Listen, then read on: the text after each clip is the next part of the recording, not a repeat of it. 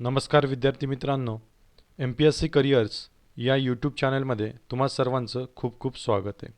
आज आपण काही महत्त्वाची मूलद्रव्ये बघणार आहेत, जसं काही फॉस्फरस असू द्या, तुमचा पिवळा फॉस्फरस, तांबडा फॉस्फरस किंवा गंधक, आणि काही कार्बनी संयुगी पदार्थांचा आपल्याला अभ्यास करायचा आहे. आत्तापर्यंत एक्झामला ज्या वेगवेगळ्या परीक्षा झाल्या आहेत, त्या परीक्षांना कोणकोणते प्रश्न नक्की आयोगाने विचारलेत, त्यांचा माइंडसेट कसा असतो, इथून पुढं काय काय प्रश्न विचारू शकतात, आणि जो काही महत्त्वाचा कंटेंट आहे तोच तुम्हाला घेऊन आलो आहे. ठीक आहे.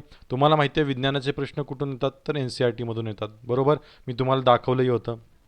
जर NCERTमधून जर आपल्याला प्रश्न येत असतील तर त्याचं उत्तरसुद्धा आपल्याला NCERTमध्येच शोधलं पाहिजे. बरोबर आहे ना.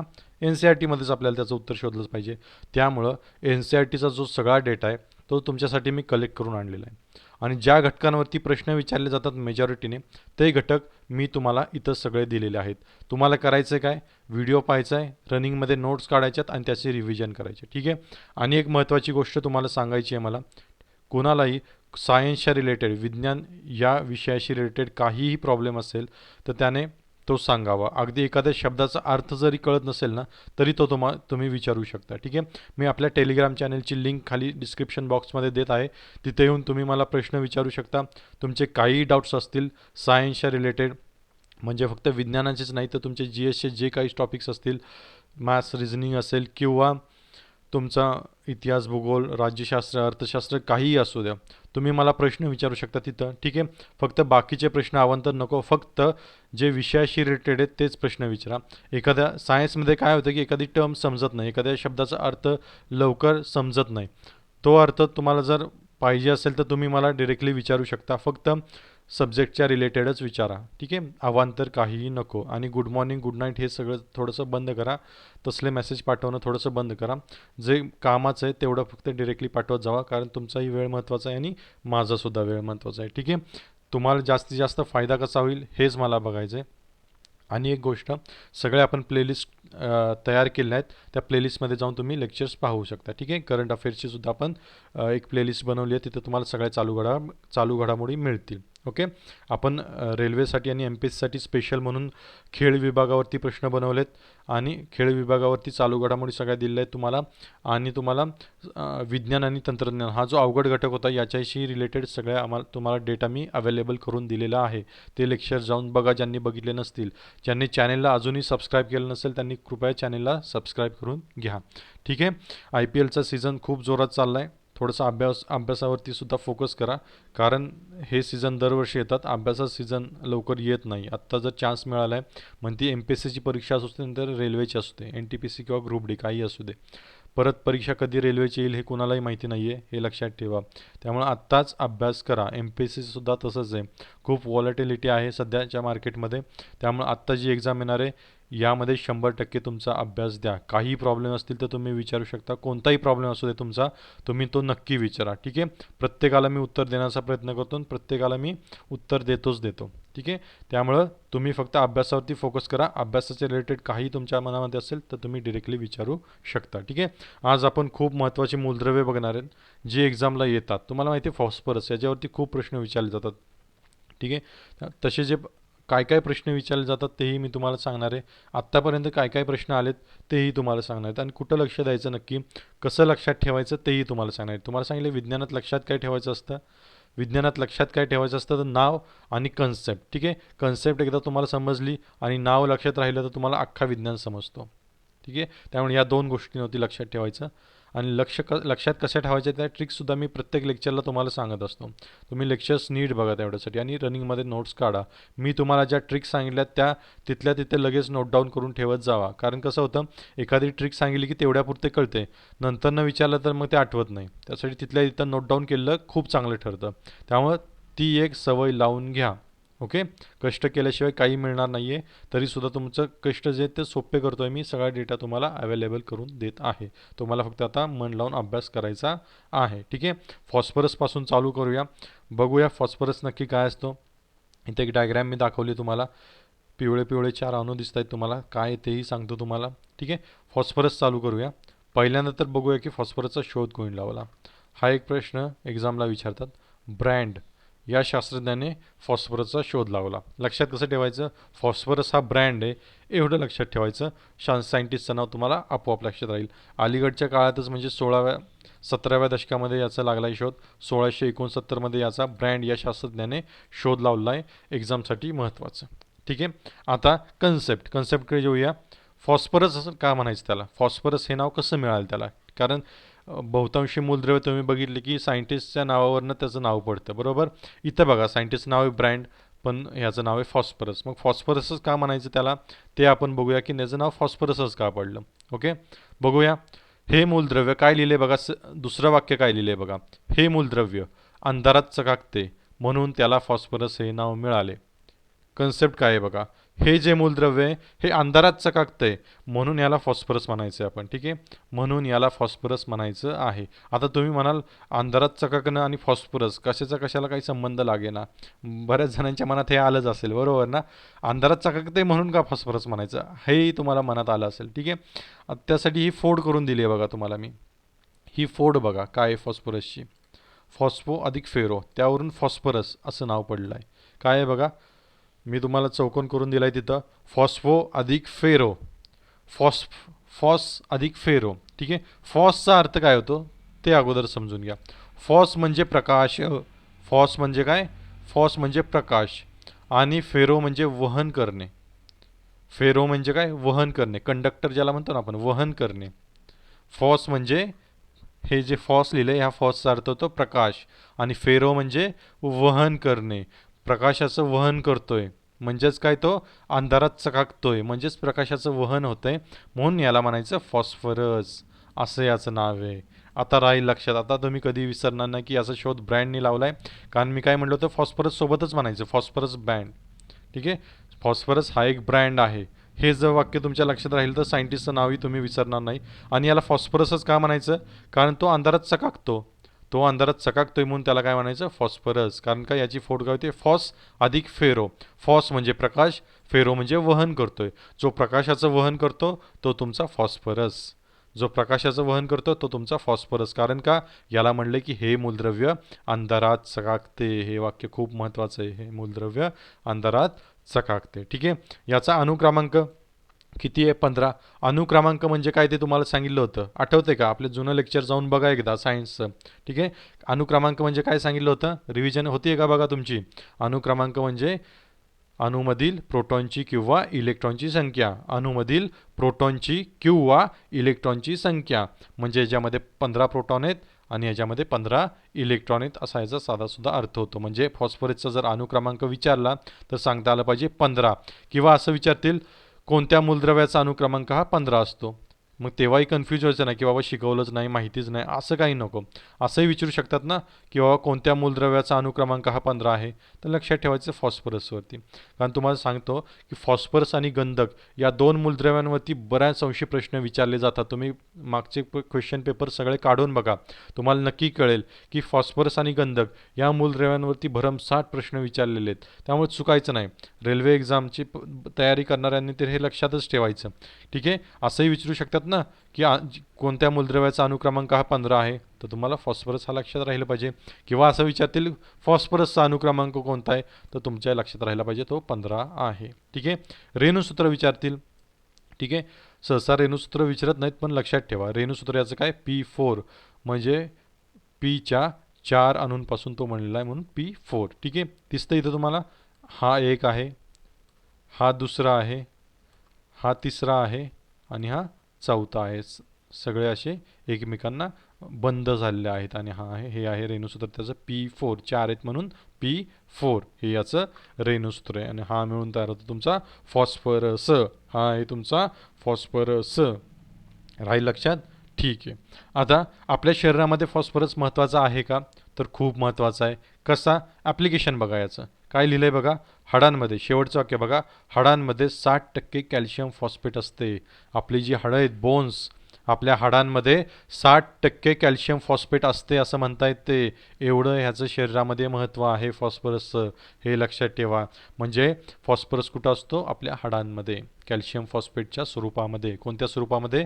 कॅल्शियम फॉस्फेटच्या स्वरूपामध्ये. प्रश्न असा विचारतात, किती टक्के हे विचारणार नाहीत, कारण टक्केवारीमध्ये गफलत असते बऱ्याच पुस्तकांमध्ये, बरोबर. त्यामुळे टक्केवारी विचारत नाहीत. पण प्रश्न कसा विचारतील आता मी तुम्हाला सांगतो. प्रश्न जर एक्झामिनरला या सेंटेन्सवरती विचारायचा असेल तर तो कसा विचारेल? तो असा विचारेल की फॉस्फरस आपल्या शरीरामध्ये हाडांमध्ये असतो. ठीक आहे, इथपर्यंत सगळ्यांना माहिती असतं. फॉस्फरस आपल्या शरीरामध्ये हाडांमध्ये असतो. तो कोणत्या स्वरूपात असतो हा प्रश्न विचारतील. तो कोणत्या स्वरूपात असतो हा प्रश्न विचारतील. मग फॉस्फरस आपल्या शरीरामध्ये कोणत्या स्वरूपात असतो? कॅल्शियम फॉस्फेटच्या स्वरूपात असतो, किंवा नुसतं फॉस्फेट म्हटलं तरी चालतं त्याला. ठीक आहे, फॉस्फेटच्या स्वरूपात असतो. कॅल्शियम वेगळा पदार्थ आहे. ठीक आहे, कोणत्या स्वरूपात असतो? कॅल्शियम फॉस्फेटच्या स्वरूपात असतो हाडांमध्ये. कोणत्या स्वरूपात? कॅल्शियम फॉस्फेटच्या स्वरूपात असतो. हे तुमचं उत्तर असलं पाहिजे. राहतं ना लक्षात? कसा प्रश्न विचारते ते सांगतोय. ठीक आहे, रेणूसूत्र बघून घ्या. P4 हे त्याचं रेणूसूत्र आहे, त्याचा अनुक्रमांक आहे 15. ते अंधारात चमकतं म्हणून त्याला म्हणायचं फॉस्फरस. फॉस्फो म्हणजे प्रकाश, फेरो म्हणजे वहन करणे, म्हणजे जो अंधारात प्रकाशाचं वहन करतोय तो तुमचा फॉस्फरस. ठीक आहे, शोध कोणी लावला? 1669 मध्ये ब्रँड या शास्त्रज्ञाने फॉस्फरसचा शोध लागला. ठीक आहे, फॉस्फरसची दोन अपरूप आहेत. लगेच सांगतो तुम्हाला. फॉस्फरसची ही दोन अपरूप आहेत, पिवळा फॉस्फरस आणि तांबडा फॉस्फरस. ठीक आहे, ही त्याची दोन अपरूप आहेत. इथेच लगेच बघून घेऊया. ज्यांनी खूप वेळा एक्झाम दिली आहे ना, कोणतीही स्पर्धा परीक्षा असू दे, MPSC असू दे, नाहीतर मग कोणती इतर एक्झाम असू दे, रेल्वे असू दे, नंतर तलाठी असू दे, नंतर कोणती एक्झाम असू दे, नंतर पोलीस भरती असू दे, त्यांना माहिती आहे की प्रश्न ह्याच्यावरती खूप विचारलेत आतापर्यंत. पिवळा फॉस्फरस किंवा तांबडा फॉस्फरस, त्यातल्या त्यात पिवळा फॉस्फरस याच्यावरती एक्झामला खूप वेळा प्रश्न आले. त्यामुळं इथंच नीट समजून घ्या. कन्सेप्ट इथंच क्लिअर करायचं, डोक्यातच गेला पाहिजे, विसरताच कामा नाही तुम्ही. ठीक आहे, त्यासाठी कम्पॅरेटिव्हली इथं लिहिलं. इथं पिवळा फॉस्फरस लिहिलं आणि त्यासमोरच बरोबर तांबडा फॉस्फरस मी लिहिलं आहे. कशासाठी? तर तुम्हाला कम्पॅरेटिव्हली लक्षात राहावं यासाठी. ठीक आहे, पिवळा फॉस्फरस बघूया. पिवळा फॉस्फरस काय? पहिलं वाक्य काय लिहिलंय? हा मेणासारखा मऊ असून शुद्ध रूपात पांढरा असतो. हा पिवळा फॉस्फरस एकदम मऊ मऊ मऊ मऊ असतो बरं का, एकदम मऊ असतो. मग तांबडा फॉस्फरस कसा असतो? हा स्थायू पदार्थ आहे. तांबडा म्हणजे विटकरी रंगाचाच असणार आहे, बरोबर, नावाप्रमाणेच. पण हा स्थायू पदार्थ आहे बरं का. तांबडा फॉस्फरस हा स्थायू आहे. आणि हा कसा आहे? हा जर स्थायू पदार्थ आहे तांबडा फॉस्फरस, तर पिवळा फॉस्फरस कसा आहे? मऊ आहे, एकदम मऊ. लक्षात राहतंय का? मऊ एकदम आहे, मऊ. आणि महत्त्वाचं काय, तर जरी पिवळा फॉस्फरस आपण म्हणत असलो तर एकदम जर शुद्ध स्वरूप काढलं त्याचं, एकदम शुद्ध प्युअर, तर तो कसा असतो? तो पांढऱ्या रंगामध्ये असतो. एकदम प्युअरिटीला तो पांढऱ्या रंगामध्ये असतो, पिवळ्या नाही. तर फसवू शकतात. रंग त्याचा पिवळाच असतो, पण जर शुद्ध स्वरूप त्याने विचारलं की शुद्ध स्वरूपात फॉस्फरस कसा असतो, तर तुम्हाला लिहिता आलं पाहिजे की पांढरा असतो. ठीक आहे, आणि स्ट्रक्चर कसं आहे त्याचं? मऊ आहे, मेणासारखं मऊ आहे पिवळा फॉस्फरस. आणि तांबडा फॉस्फरस कसा आहे? स्थायू पदार्थ आहे, स्थायू. ठीक आहे, समजलं असेल तुम्हाला. ठीक आहे, आता पुढचं बघा. पिवळा फॉस्फरस पाण्यामध्ये अद्रावणीय आहे, म्हणजे पाण्यात विरघळत नाही. हे खूप महत्त्वाचं आहे. पिवळा फॉस्फरस पाण्यात विरघळत नाही, म्हणजेच पाण्यात अद्रावणीय आहे. तर इथं काय होतंय बघा, तांबडा फॉस्फरस पाण्यामध्ये द्रावणीय आहे, लगेच विरघळतो. तांबडा फॉस्फरस पाण्यामध्ये विरघळतो. हा फरक आहे दोन्हींमध्ये. पुढचं बघूया, ज्वलनांक. आता हे खूप महत्त्वाचं आहे बरं का. पुढची दोन सेंटेन्स जी आहेत ना, ती खूप महत्त्वाची आहेत ही ज्वलनांकाची. ज्वलनांक म्हणजे पेट कसा घेतो, तर तो 30 डिग्री सेल्सिअसलाच पेट घेतो. म्हणजे बघा, कक्ष तापमानाला तो पेट घेतोय. म्हणजे तुम्ही हवेत ठेवू शकता का फॉस्फरस? पिवळा फॉस्फरस अजिबात नाही, तो पाण्यात ठेवला जातो, पाण्यात. लक्षात घ्या, पिवळा फॉस्फरस कधी हवेत ठेवत नाही, तो लगेच पेट घेतो, कारण त्याचा ज्वलनांक किती आहे? 30 डिग्री सेल्सिअस आहे. 30 डिग्री सेल्सिअस म्हणजे अत्यंत कमी आहे. तो हवेत ठेवला की लगेच पेट घेतो पिवळा फॉस्फरस, लक्षात ठेवा. यालाच म्हणतात ज्वलनांक. किती आहे ज्वलनांक? 30 डिग्री सेल्सिअस. तांबड्या फॉस्फरसचा किती आहे बघा? 260 डिग्री सेल्सिअस, म्हणजे खूप उच्च तापमानाला तो पेट घेतो. म्हणजे याचं काही एवढं डेंजरस नाही आहे. ठीक आहे, तांबडा फॉस्फरसचा फक्त ज्वलनांक लक्षात ठेवा, एक्झामला विचारतात. किती आहे? 260 डिग्री सेल्सिअस आहे. पिवळ्या फॉस्फरसचा आहे 30 डिग्री सेल्सिअस आणि तांबड्या फॉस्फरसचा आहे 260 डिग्री सेल्सिअस. खूप महत्त्वाचं आहे, खूप महत्त्वाचं आहे, लक्षात ठेवा. ओके, पुढं जाऊया. बघा, पिवळा फॉस्फरस बघा, मी तुम्हाला म्हटलं की पिवळा फॉस्फरस हवेत ठेवत नाही, तो पेट घेतात. पाण्यामध्ये काय होते बघा, पाण्यामध्ये ठेवून तापविला असता, पाण्यामध्ये ठेवून तापविला असता तो 44 डिग्री सेल्सिअसला वितळतो. 44°C विचारतो. आता हे आहे असं सेंटेन्स खूप वेळा एक्झामला विचारले, कारण ते NCERT मधलं सेंटेन्स आहे, NCERT मधलं आपल्याला एक्झामला विचारतात. बरोबर आहे. त्यासाठी हे वाक्य लक्षात ठेवा. जर तुम्हाला काय म्हणलं, फॉस्फरस आहे तो 30°C पेट घेतो, त्यामुळे आपण त्या हवेत ठेवू शकत नाही. बरोबर. मग तो जर पाण्यात ठेवला तर काय होते, हाही तुमच्या डोक्यात आलं पाहिजे. पाण्यात ठेवून जर तो तापवला तर तो 44°C वितळतो. ठीक आहे, म्हणजे पेटवला तर म्हणजे उष्णता दिली तरच. ओके, तरच तो वितळतो 44°C. ठीक आहे. हा बघा, पुढं बघा काय लिहिलंय, पिवळा फॉस्फरस हा विषारी आहे. लक्षात ठेवा, हा खूप विषारी आहे बरं का पिवळा फॉस्फरस. जरी नावानुसार तुम्हाला सौम्य वाटत असला, कारण इथं लिहिलंय मेणासारखा मऊ आहे असं लिहिलंय, असं जरी असलं तरी पिवळा फॉस्फरस हा खूप विषारी आहे. ठीक आहे. तांबडा फॉस्फरस आहे का विषारी, तर तांबडा फॉस्फरस विषारी नाही. तांबडा फॉस्फरस हा विषारी अजिबात नाही. ठीक आहे, राहील लक्षात. पुढे बघा, पिवळा फॉस्फरसचा वास कसा आहे, स्मेलिंग कसं आहे, पिवळ्या फॉस्फरसला लसणासारखा वास येतो. पिवळ्या फॉस्फरसला कसा वास येतो, लसणासारखा वास येतो. लसणासारखा, लसणाचा वास सगळ्यांनी घेतला असेल, त्याचाच वास असतो पिवळ्या फॉस्फरसचा. ठीक आहे, तसाच वास येतो. ठीक आहे. तांबड्या फॉस्फरसला येतो का लसणाचा वास, तर तांबड्या फॉस्फरसचा वासच येत नाही. त्याला त्याला काय म्हणतात, स्मेलनेस म्हणतो ना आपण, की त्या कसला स्मेलच येत नाही त्याला. ठीक आहे, तसा वास येतच नाही अजिबात याचा. ठीक आहे, याला वास नाही तांबड्या फॉस्फरसला, पण याला पिवळ्या फॉस्फरसला लसणासारखा वास येतो. ठीक आहे. आता बघा, एक खूप महत्त्वाचा गुणधर्म इथे सांगितला आहे, स्फुरदीप्ती.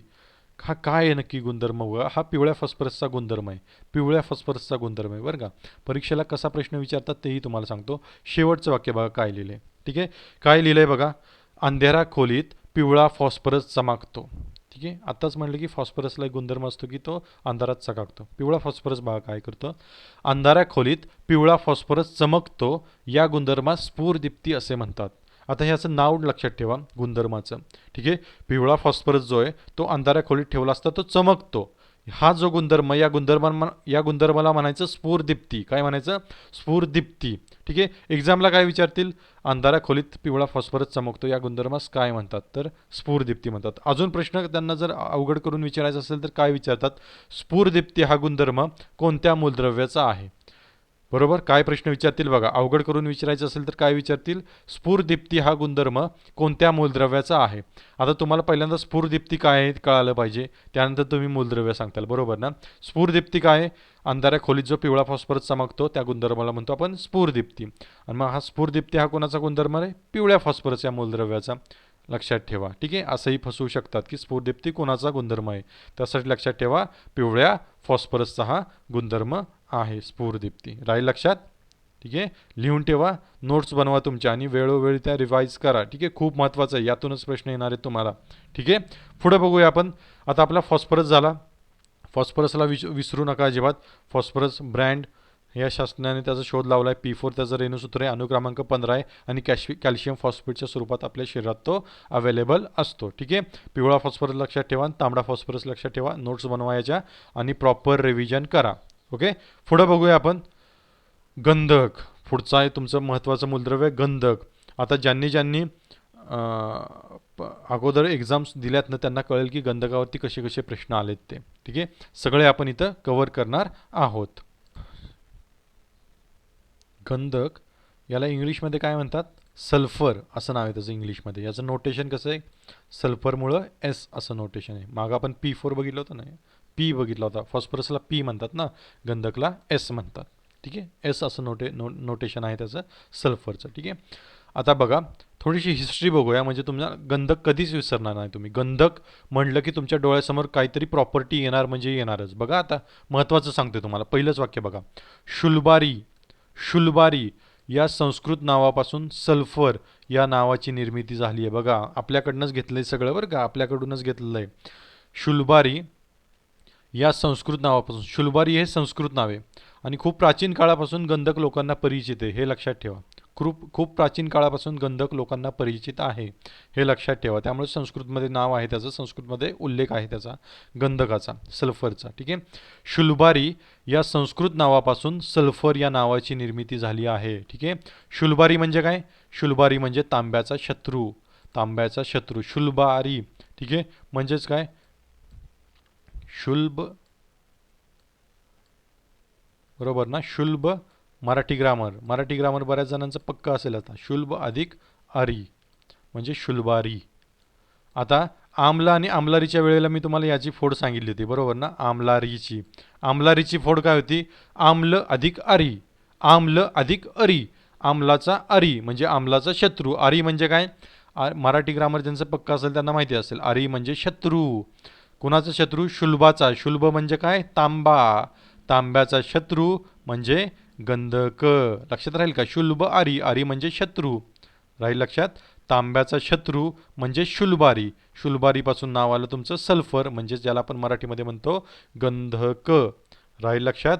तांब्याचा शत्रू म्हणजे काय करतो, तर तांब्याच्या गुणांचा तो नाश करतो, कळलं. तांब्याच्या गुणांचा नाश करतो म्हणून याला तांब्याचा शत्रू म्हणतात. तांब्याच्या शत्रूला संस्कृतमध्ये नाव आहे शुल्बारी, शुल्बारीपासून आला सल्फर, ज्याला आपण मराठीमध्ये म्हणतो गंधक, राहील लक्षात. तांब्याचा गुणांचा नाश कोण करतो असं जर विचारलं तर काय सांगायचं, गंधक, सल्फर तांब्याच्या गुणधर्मांचा नाश करतो म्हणून त्याला म्हणतात शुल्बारी. शुल्बारीपासून इंग्लिश नाव आलं सल्फर आणि सल्फरपासून मराठी नाव आलं आपण गंधक, राहील लक्षात.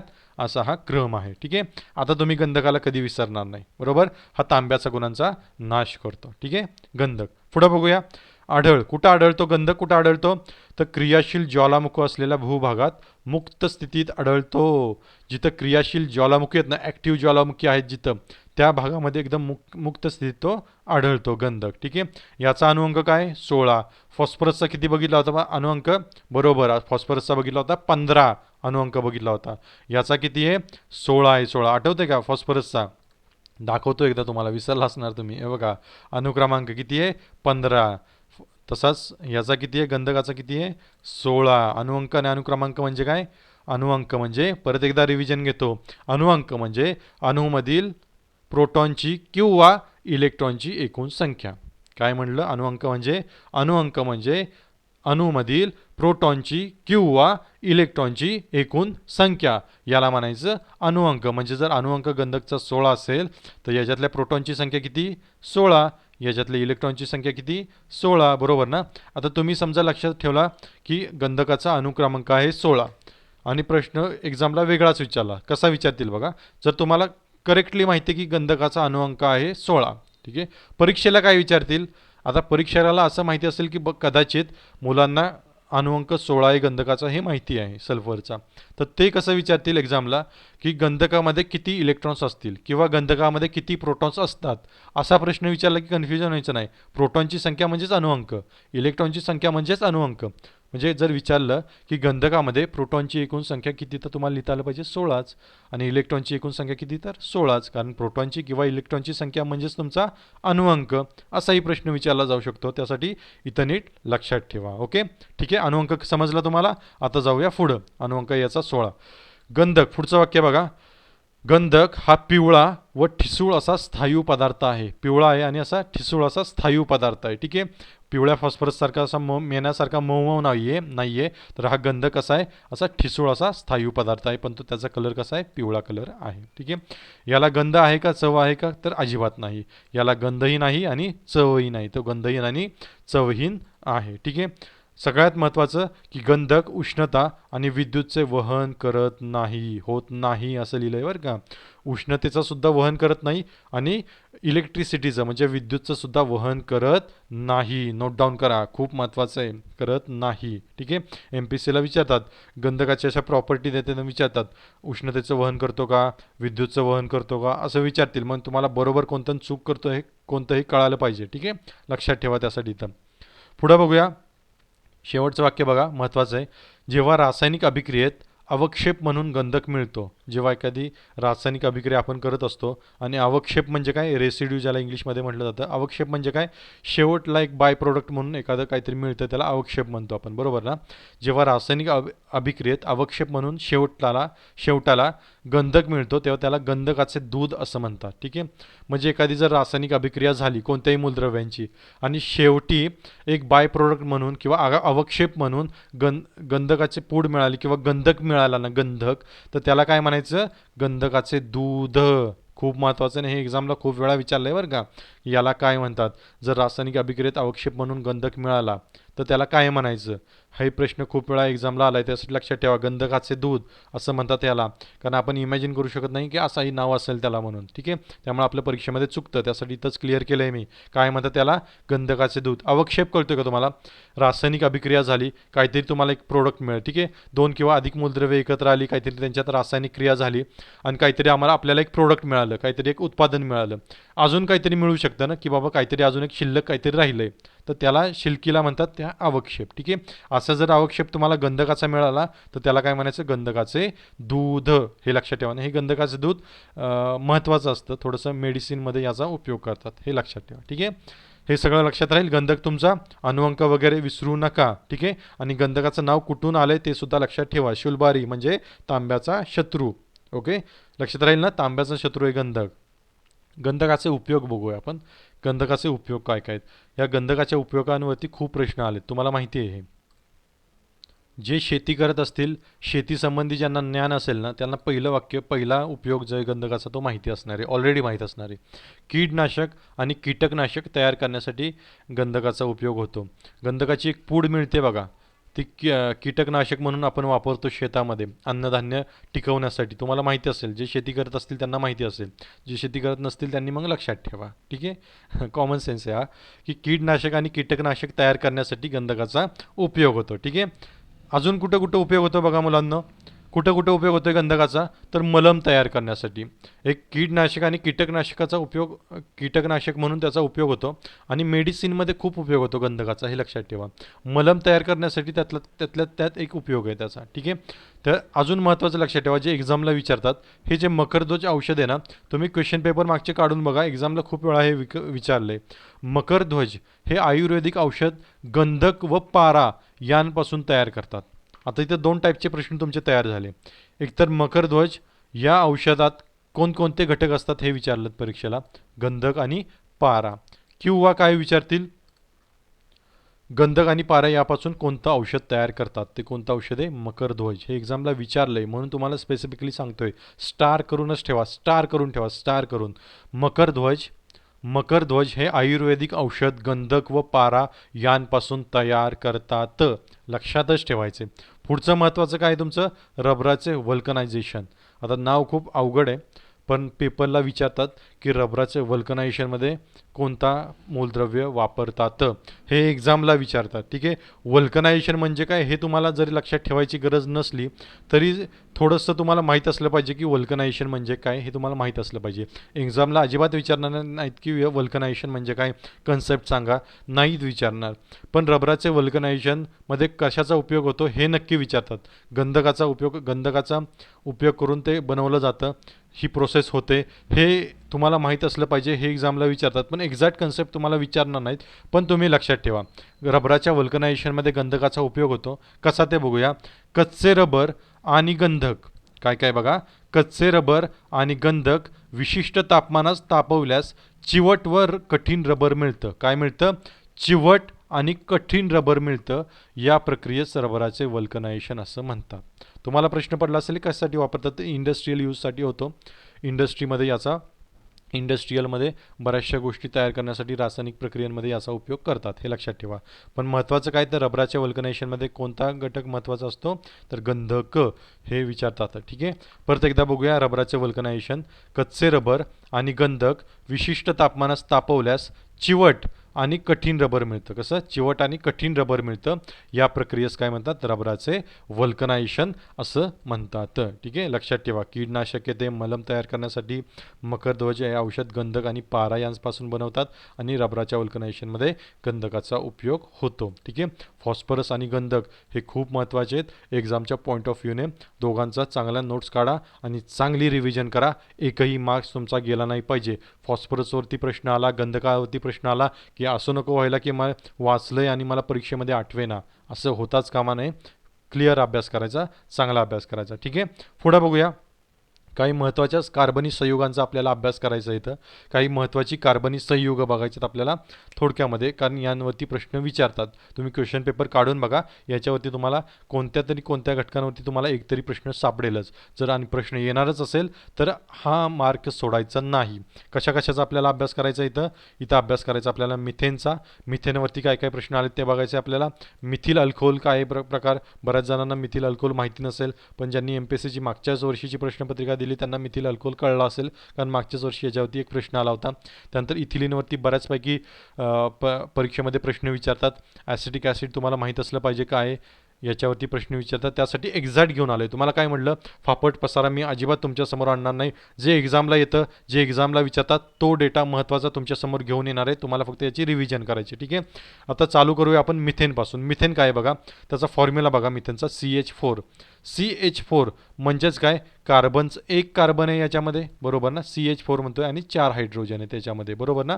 त्यामुळे त्याचा फॉर्म्युला आहे CH4. CH4 म्हटलं की मिथेन हे तुम्हाला कळलं पाहिजे. बघा हे बघा इथे बघा, कार्बन एक आहे इथं, बघा कार्बन एकच आहे, बरोबर ना, दिसला, एकच कार्बन आहे इथं. आणि हायड्रोजन बघा 1 2 3 आणि 4 असे 4 हायड्रोजन आहेत. म्हणजे एक कार्बन आणि 1 2 3 आणि 4 हायड्रोजन. म्हणजेच काय झाला, एक कार्बन म्हणजे C आणि 4 हायड्रोजन म्हणजे H4 झाला तुमचा CH4 म्हणजे मिथेन, असं लक्षात ठेवा. ठीक आहे, मिथेन बघा कसं आहे, प्रॉपर्टीज बघूया, गुणधर्म बघूया आपण. मिथेनचे परीक्षेला विचारतात. मिथेन हा गंधहीन आहे, याला कोणताही स्मेल येत नाही, गंध येत नाही, वास येत नाही. चवहीन आहे, याला कोणती टेस्ट नाही आहे. आणि रंगहीन आहे, कोणताही रंगसुद्धा नाही आहे. म्हणजे सगळंच हीन असं आहे त्याचं. गंधहीन, चवहीन, रंगहीन. ठीक आहे, काहीच नाही आहे याला. पुढं बघूया, नैसर्गिक वायूमध्ये, ज्याला नॅचरल गॅस असं म्हणतो आपण, नैसर्गिक वायूमध्ये 90% मिथेन असतो. 90% मिथेन असतो. म्हणजे बहुतांशी परीक्षेला तुम्ही जर प्रश्नपत्रिका काढून बघितलं तुम्हाला सापडेल की नैसर्गिक वायूचा मुख्य घटक कोणता, असा प्रश्न बऱ्याच एक्झामला आला आहे. नैसर्गिक वायूचा मुख्य घटक कोणता, असा प्रश्न बऱ्याच एक्झामला आला आहे. कोणता घटक आहे मुख्य, तर 90% मिथेन आहे. मुख्य घटक आहे नैसर्गिक वायूचा मिथेन, CH4. हे लक्षातच ठेवायचं. गोबर गॅसचा पण मुख्य घटक आहे, गोबर गॅसमधील मुख्य घटक. आता बघा, त्याला वेगवेगळ्या नावाने ओळखलं जातं मिथेनला. काय काय आहेत ते बघा. नीलवायू म्हणतात, मार्श गॅस म्हणतात. असं का म्हणतात ते बघूया. पहिल्यांदा नीलवायू म्हणूया. तो निळसर ज्योतीने जळतो म्हणून त्याला काय म्हणतात, नीलवायू म्हणतात. हे कळेल तुम्हाला, साधं सोपं आहे. तो निळसर ज्योतीने जळतो म्हणून त्याला काय म्हणतात, नीलवायू म्हणतात. तो दलदलीच्या भागात आढळतो म्हणून त्याला मार्श गॅस म्हणतात. ठीक आहे, दलदल म्हणजे मार्श. ठीक आहे, तो दलदलीच्या भागात आढळतो म्हणून त्याला काय म्हणतात, मार्श गॅस म्हणतात. या मार्श गॅसवरती खूप वेळा प्रश्न विचारला आहे. ठीक आहे, त्यामुळे मार्श गॅस म्हणजेच मिथेन, हे लक्षात ठेवा. मार्श गॅस म्हणजेच मिथेन. तसं का म्हणतात, कारण तो दलदलीच्या भागात आढळतो म्हणून त्याला काय म्हणतात, मार्श गॅस. राहील लक्षात, खूप महत्त्वाचं आहे, नोट डाऊन करून ठेवा. आणि हा मिथेन जो आहे हा पाण्यात विरघळत नाही असं दिलंय, नाही. मिथेन जो आहे तुमचा CH4, ज्याला आपण नीलवायूसुद्धा म्हणतो आणि मार्श गॅससुद्धा म्हणतो, तो पाण्यात विरघळत नाही. राहील लक्षात, याच्या नोट्स बनवून ठेवा आणि रिव्हिजन करा. एकतरी प्रश्न याच्यावरती येतो. ठीक आहे, पुढं बघूया. मिथेन समजला असेल तुम्हाला. आता पुढं बघूया आपण, काय आहे पुढं बघूया. Methyl alcohol. आता बऱ्याच जणांना मिथिल अल्कोहोल थोडंसं नवीन प्रकार असेल. मिथिल अल्कोहोल काय आहे ते तुम्हाला सांगतो आणि कसं लक्षात ठेवायचं ते बघा. हा त्याचा फॉर्म्युला आहे, CH3OH. एक ट्रिक लक्षात ठेवा, एक ट्रिक सांगतो. ज्यांच्या शेवटी OH असतं ना, OH, त्यांच्या शेवटी हे असतं alcohol. Alcohol OH group, alcohol म्हणजेच OH.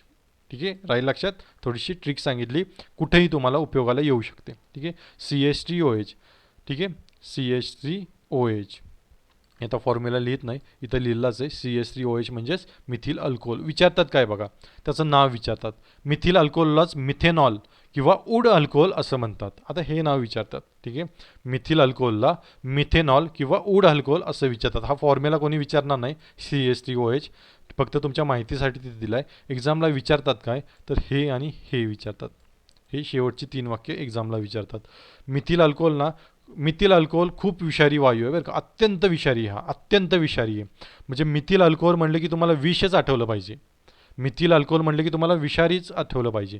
ठीक आहे, मिथिल अल्कोहोल हा खूप विषारी आहे आणि त्याला मिथेनॉल किंवा उड अल्कोहोल असं म्हणतात. ठीक आहे, प्रत्येक वेळी परीक्षेला मिथिल अल्कोहोल हाच शब्द वापरतील असं काही नाही. ते मिथेनॉलसुद्धा वापरू शकतात किंवा उड अल्कोहोलसुद्धा वापरू शकतात. ठीक आहे, त्यामुळे ही तिन्ही नावं लक्षात ठेवा. मिथिल अल्कोहोल, मिथेनॉल, उड अल्कोहोल हे विचारलं एक्झामला, त्यासाठी मी इथं दिलं आहे. ठीक आहे, मिथिल अल्कोहोल, मिथेनॉल आणि उड अल्कोहोल एकच आहे. पण महत्त्वाचं काय तर तो अत्यंत विषारी आहे आणि याचा उपयोग कुठं करतात, लाकूड पॉलिशिंग करण्यासाठी वापरतात आणि रंगकामात याचा उपयोग होतो. लाकूड जे तुमचं लाकूड हे पॉलिश करण्यासाठी मिथेनॉल किंवा वूड अल्कोहोल वापरतात आणि याचा रंगात सुद्धा वापर होतो, रंग उद्योगामध्ये सुद्धा याचा वापर होतो. आणि मिथिल अल्कोहोल जसं मी म्हटलं तसं तुम्हाला विषारी हा शब्द आठवलाच पाहिजे किंवा मिथेनॉल आणि वूड अल्कोहोल. ठीक आहे, लक्षात ठेवा, खूप महत्त्वाचं आहे. पुढे जाऊया आपण. पुढचा महत्त्वाचा घटक बघूया, इथिलीन. इथिलीन परीक्षेला खूप वेळा विचारला आहे. हा त्याचा फॉर्म्युला आहे. हा काही एक्झामला विचारत नाही, CH2 डबल बॉन्ड CH2, पण तो खूप क्रियाशील आहे. हे खूप महत्त्वाचं आहे की तो खूप क्रियाशील आहे, ॲक्टिव्ह आहे खूप, रंगहीन आहे, पाण्यामध्ये विरघळत नाही, अद्रावणीय असं लिहिले, अद्रावणीय, त्यातला महत्त्वाचा आहे. पाण्यात विरघळत नाही त्याला म्हणतात अद्रावणीय. ठीक आहे, पॉलिथिलीन व प्लास्टिक तयार करण्यासाठी. आता ह्या दोन याच्यावरती आत्तापर्यंत एकही प्रश्न नाही आला, पण ह्या दोन वाक्यांवरती खूप प्रश्न आलेले आहेत आत्तापर्यंत. त्यासाठी ह्या दोन वाक्यांसाठी मी इथिलीन असा तुम्हाला सेपरेट दिलेला आहे. इथिलीन काम काय याचं हे खूप महत्त्वाचं. तो कामासाठी त्याच्या ओळखला जातो. तो त्याच्या रंगासाठी किंवा पाण्यात द्रावणीय का अद्रावणीय यासाठी ओळखला जात नाही. इथिलीन इथिलीन त्याच्या कामासाठी ओळखला जातो. इथिलीनचं काम काय ते बघा. त्यातलं शेवटचं काम ते खूप महत्त्वाचं आहे, पण त्याच्या अगोदर पहिलं काम बघूया काय त्याचं. पहिलं काम काय त्याचं, पॉलिथिलीन किंवा प्लास्टिक तयार करण्यासाठी याचा उपयोग होतो इथिलीनचा. हे बऱ्याच जणांना माहिती असेल. पुढचं बघूया, कृत्रिमरित्या फळे पिकवण्यासाठी याचा उपयोग होतो. हे परीक्षेला खूप वेळा आलं आहे आणि हे खूप महत्त्वाचं आहे. कृत्रिमरित्या जर तुम्हाला फळं पिकवायची असेल ना तर तुम्हाला या इथिलीनचा वापर होतो. आणि हे परीक्षेला विचारलं की कृत्रिमरित्या फळे पिकवण्यासाठी कशाचा वापर करतात, आणि खाली ऑप्शनमध्ये हा असेल, हा दिसला की इथं टिक करून यायचं किंवा गोल करून यायचं, इथिलीनच. इथिलीन कृत्रिमरित्या फळे पिकवण्यासाठी वापरतात, हे लक्षातच ठेवा. ठीक आहे, पुढचं बघूया आपण. पुढं काय, इथिलीन कळालं असेल, नोट डाऊन करून ठेवा आणि रिव्हिजन करा. तुमचं पुढचं आहे शेवटचं, ॲसिडिक आम्ल, ॲसिडिक ॲसिड ज्याला म्हणतात, CH3C डबल बॉन्ड OOH. ठीक आहे, तुम्हाला दाखवतो हे काय ते, लिहून दाखवतो वाटलं तुम्हाला. एक मिनटं लिहून दाखवतो. CH3, just minute, CH carbon 1, CH3C हे कसं लिहितात ते दाखवतो. सायन्सच्या मुलांना माहिती असेल, पण जे सायन्सची नाहीत त्यांच्यासाठी लिहून दाखवतो. C डबल बॉन्ड O आणि OH. हे असं काय लिहिलं ते सुद्धा दाखवतो तुम्हाला.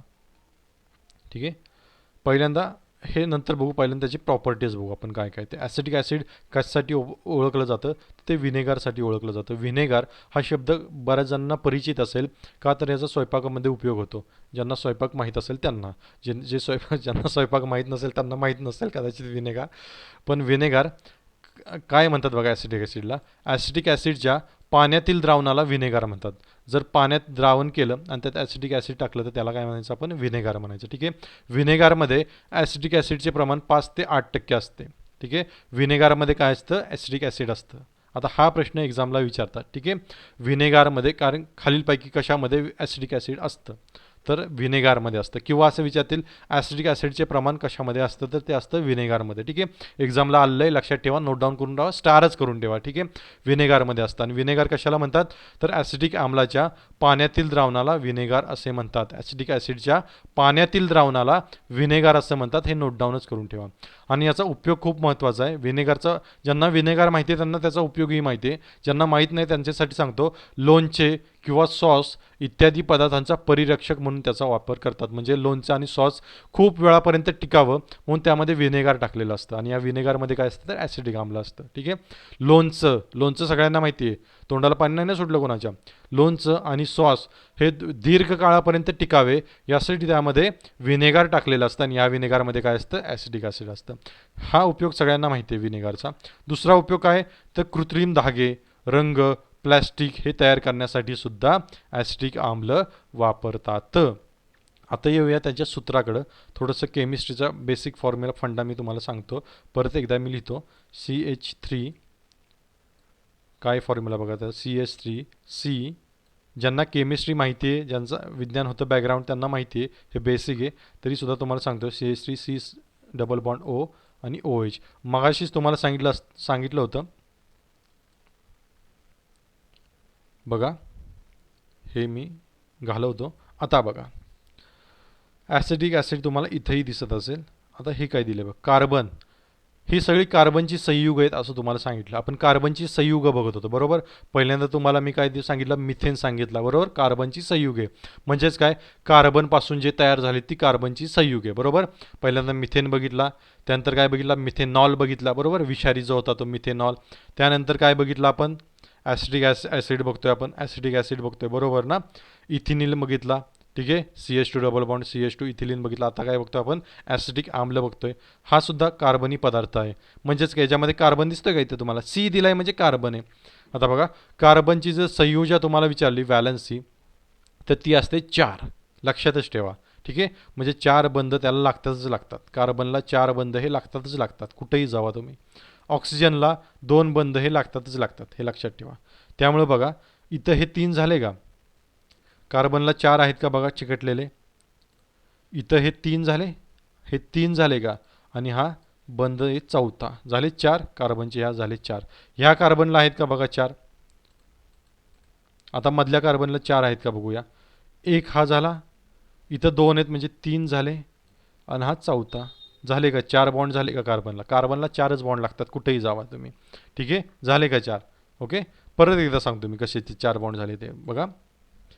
4 बॉन्ड कार्बनला लागतात कारण कार्बनची संयोजन 4 आहे असं मी सांगितलं. इथं हे हायड्रोजनचे 3 झाले, 3 मॉलिक्युल आहेत म्हणजे 3 झाले, आणि हा झाला 4था. ओके, हा झाला पहिल्याचा. आता दुसरा जो मधला कार्बन आहे त्याला 4 झाले का बघा बॉन्ड. हा पहिला बॉन्ड झाला, हा दुसरा बॉन्ड झाला, ठीक आहे. आणि इथं 2 आहेत म्हणजे किती झाले, 2 2 4 झाले का 4. ऑक्सिजनचं मी सांगितलं होतं की ऑक्सिजनचे 4 असतात. ऑक्सिजनचे 2 असतात, बॉन्ड असायला लागतात बघा. ऑक्सिजन इथं 2 आहेत का, आहेत ना, 2 लागतातच त्याला. इथं आहेत का 2, इथं 1 आहे, आणि हा हायड्रोजन 1 झाले का 2. तेच तुम्हाला इथंही दिसेल बघा. आता तुम्हाला इथंही दाखवतो, एक मी डायग्राम काढली आहे बघा. इथंही बघा, जे काळ्या रंगामध्ये आहे ना ते कार्बन आहे, काळ्या रंगामध्ये कार्बन आहे. आणि जे तुम्हाला थोडंसं विटकरी रंगाचं दिसतंय ना ते तुमचं ऑक्सिजन आहे, ठीक आहे. कार्बन बघा इथं काळ्या रंगाचा, बघा किती बॉन्ड आहेत, 1 2 3 4 झाले का 4. हा 1, हा 2, सॉरी, हा 1, हा 2, आणि हा 3, आणि हा 4 झाले 4. इथंही हा कार्बन आहे बघा, काळ्या रंगातला 4 आहेत का बघा, 1 2 3 आणि 4. कार्बनला कुठेही गेलं तरी 4 बॉन्ड लागतात कारण त्याची संयुजा आहे 4. लक्षात ठेवा, केमिस्ट्रीचा हा बेसिक आहे, कार्बनच बेसिक आहे, आणि कार्बनची संयुजा व्हॅलन्सी 4 आहे हे लक्षात ठेवा, ठीक आहे. तसं सांगितलं तुम्हाला ऑक्सिजनचं, ऑक्सिजनला 2 लागतात. इथं आहेत का 2 ऑक्सिजन, 2 आहेत. इथंही ऑक्सिजन आहे, इथं 1 आणि इथं 1 आहे ना, इथं 1 आणि इथं 1, 2 आहेत, ठीक आहे. हे झालं तुमचं ॲसिडिक आम्ल. काय काय बघितलं बघा, आत्ता तुम्हाला काय काय सांगितलं मी, कार्बनी संयुग काही महत्त्वाची सांगितली. मिथेन बघितला, मिथिल अल्कोहोल बघितलं, इथिलीन बघितलं, इथिलीन कृत्रिमरित्या फळे पिकवण्यासाठी उपयोग होतो हे लक्षात ठेवा. ॲसिडिक आम्ल बघितलं आत्ता आपण, ठीक आहे. म्हणजे व्हिनेगारमध्ये याचा उपयोग होतो. व्हिनेगार लोणचं आणि सॉस दीर्घकाळ टिकवण्यासाठी त्याचा उपयोग होतो. आणि गंधकाचे उपयोग फॉस्फरसचे, पिवळा फॉस्फरस, तांबडा फॉस्फरस आणि फॉस्फरस हे लक्षातच ठेवा, हे विसरायचं अजिबात नाही. खूप महत्त्वाचं आहे. तुम्हाला 1 ते 2 मार्क 100% पडणार म्हणजे पडणारच. फक्त तुम्ही हे काहीच विसरायचं नाही, नोट डाऊन करून ठेवा आणि रिव्हिजन करत राहा.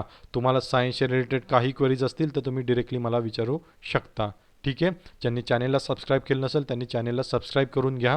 आणि नेक्स्ट लेक्चरमध्ये आपण लवकरच भेटतोय, ठीक आहे. Thank you very much, thank you.